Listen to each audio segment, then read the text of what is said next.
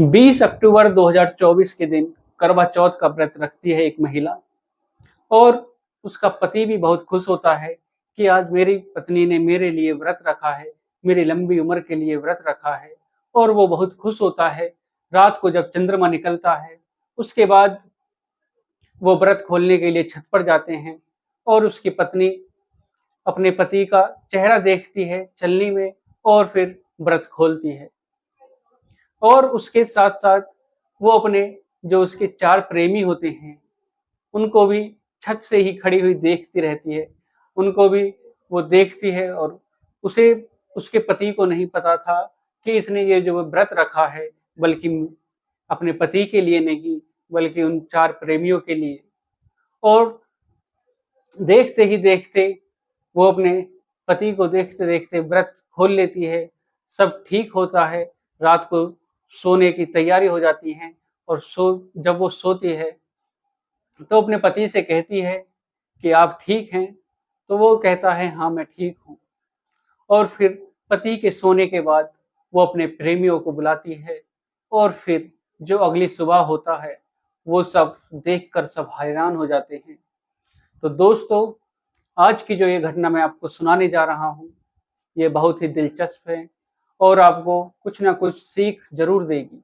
इसलिए वीडियो को पूरा देखें, कहानी को पूरा सुनें और अपनी ज़िंदगी में सावधान रहें, सतर्क रहें। तो दोस्तों, अगर आप मेरे चैनल पर पहली बार हैं, चैनल को सब्सक्राइब करें, वीडियो को लाइक करें, शेयर करें, कमेंट करें और बेल आइकन ज़रूर दबाएँ, जिससे कि मेरे आने वाली हर एक वीडियो आप तक पहुँच सके और आप इसी प्रकार क्राइम से रूबरू हो सकें। नमस्कार दोस्तों, मैं अनुज। आज आपके लिए जो ये सच्ची घटना लेकर आया हूँ, यह है उत्तर प्रदेश का एक जिला लगता है अमेठी और अमेठी का ही एक थाना है गौरीगंज और गौरीगंज का ही एक गाँव लगता है शीतला बख्श। उस गाँव में एक परिवार होता है और परिवार में का जो मुखिया होता है, उसका नाम है बद्री और बद्री की जो पत्नी है, उसका नाम है रजनी। करवा चौथ के दिन 20 अक्टूबर 2024 को रजनी अपने पति के लिए व्रत रखती है। पूरे गांव में सब मेहंदी लगाते हैं, सजते हैं, संवरती हैं और वो अपनी पति के लिए करवा चौथ का व्रत रखते हैं।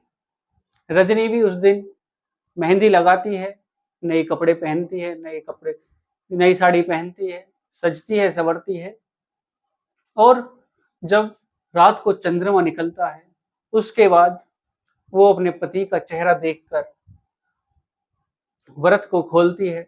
उसके बाद पति भी बहुत खुश होता है कि मेरी पत्नी ने मेरी लंबी उम्र के लिए व्रत रखा है।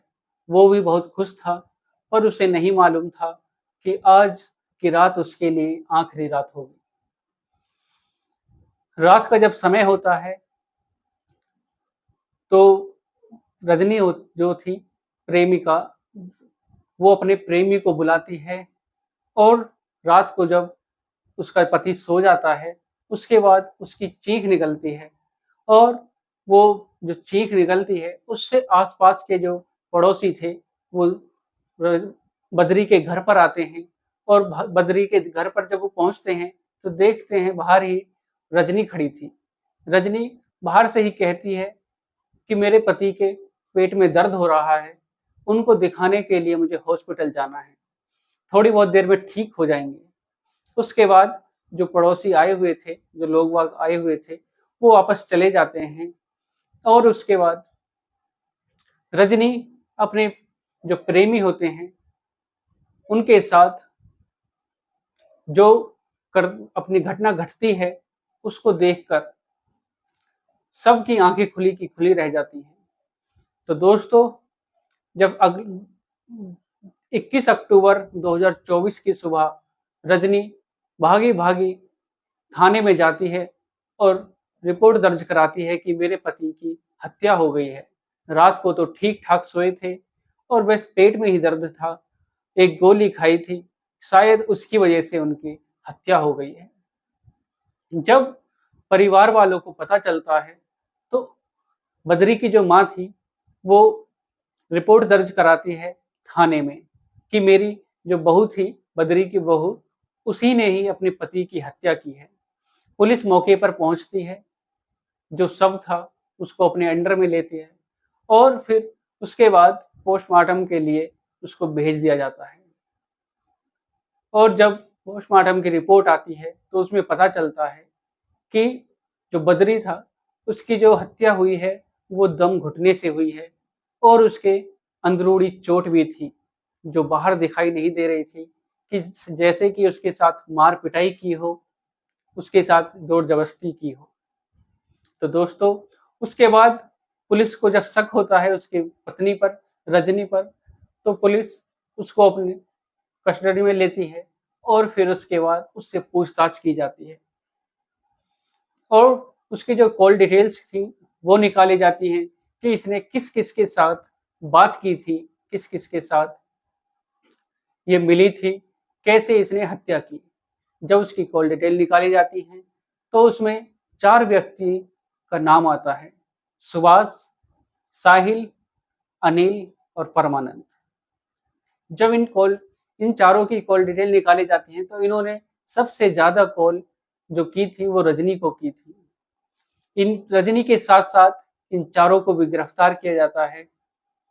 जब रजनी से पूछताछ की जाती है और जब इस हत्या का खुलासा होता है रजनी के मुंह से, जब वो अपना बताती है, सारा बयान जब वो बताती है, तो पुलिस वालों की भी और जो आसपास के जो व्यक्ति थे जिसको भी ये पता चलती है, सबकी आंखें खुली की खुली रह जाती हैं। जब रजनी बताती है कि हमारी शादी के बाद हमारा जो परिवार था वो ठीक ठाक नहीं चल रहा था, रोज लड़ाई झगड़े रहते थे, मुझे बद्री शुरू से ही पसंद नहीं था और मेरा प्रेमी जो मेरी शादी से पहले जिससे मैं प्यार करती थी, उसी से मेरा जो संबंध थे वो लगातार चले आ रहे थे और शादी के बाद भी चलते आ रहे थे। इसका पता मेरे पति को चल जाता है और वो मुझे मेरे साथ मारपीट करते और मुझे रोज कुछ ना कुछ ताने और मेरे साथ बदसलूकी करते। एक दिन मैं जाती हूँ अपने गांव में ही और वहां मेरी मुलाकात होती है परमानंद से और उसके बाद अनिल से होती है और इन तीनों से मेरे संबंध थे।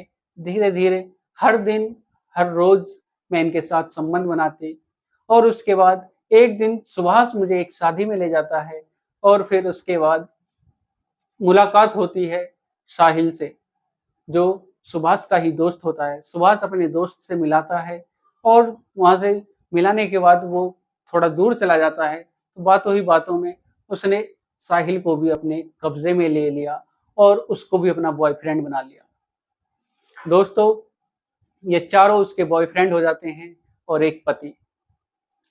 जब इस बात का पता चलता है उसके पति को, तो वो इस बात को सहन नहीं कर पाता है और फिर वो अपनी पत्नी के साथ रोज लड़ाई झगड़े करता है और उसके बाद कभी कभी वह देखता कि सुभाष जब बद्री अपने घर पर नहीं था तो सुभाष उसके घर पर आता और उसकी पत्नी के साथ संबंध बनाता और रोज मीठी मीठी प्यार भरी बातें उसके साथ फोन पर करता।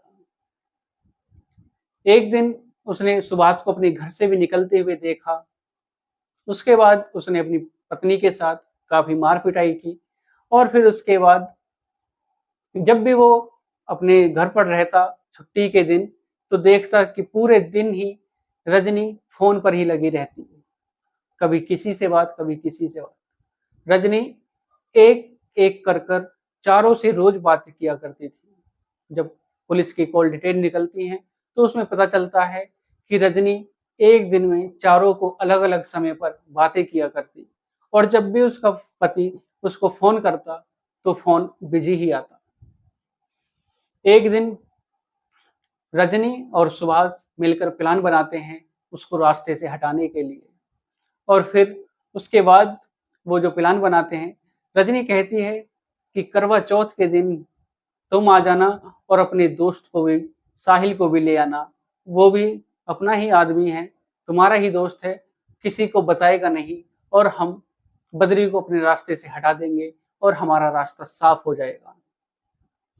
करवा चौथ के दिन जब वो अपने व्रत खोलती है और उसके बाद वो सो जाते हैं, उसके बाद जब साहिल और सुभाष घर पर आते हैं, वो दोनों मिलकर रजनी से बात करते हैं, प्लान बनाते हैं कि किस प्रकार क्या करना है।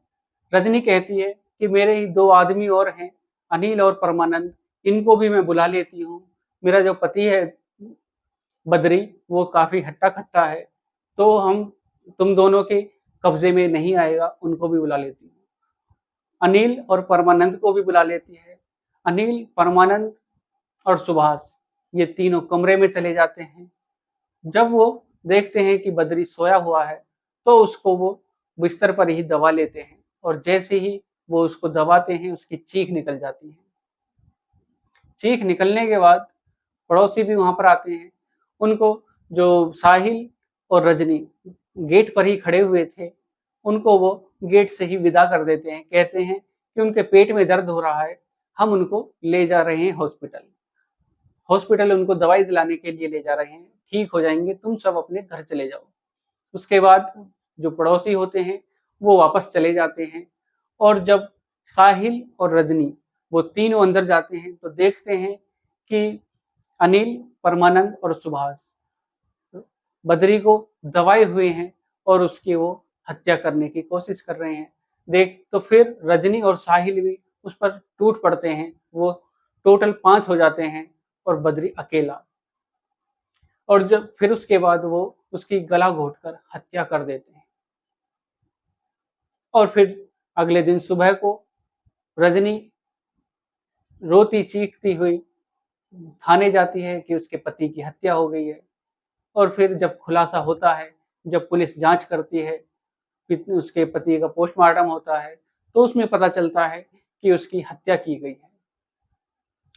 रजनी ने करवा चौथ के दिन ही पति की हत्या कराने के बाद उसके बाद एक-एक करके अपने जो प्रेमी थे उसके सुभाष, साहिल, परमानंद और अनिल, उन चारों के साथ भी संबंध बनाए और फिर उसके बाद घटना का खुलासा पुलिस कर देती है और चारों परमानंद, अनिल और साहिल और सुभाष और रजनी को वो गिरफ्तार कर लेते हैं और जेल भेज देते हैं।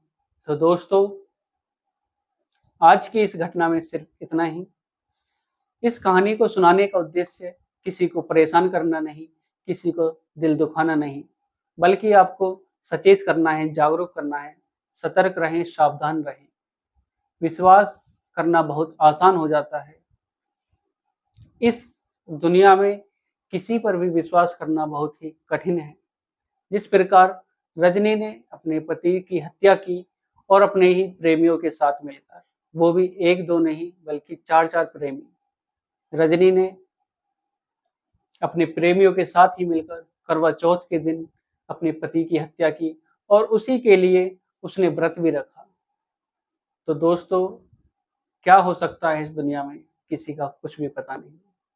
आप सावधान रहें, सतर्क रहें, सुरक्षित रहें। अगर आप मेरे चैनल पर आप पहली बार हो, चैनल को सब्सक्राइब करें, वीडियो को लाइक करें, शेयर करें, कमेंट करें और बेल आइकन जरूर दबाएं, जिससे कि मेरे आने वाली हर एक वीडियो आप तक पहुंच सके और आप इसी प्रकार क्राइम से रूबरू हो सकें। तो नमस्कार दोस्तों।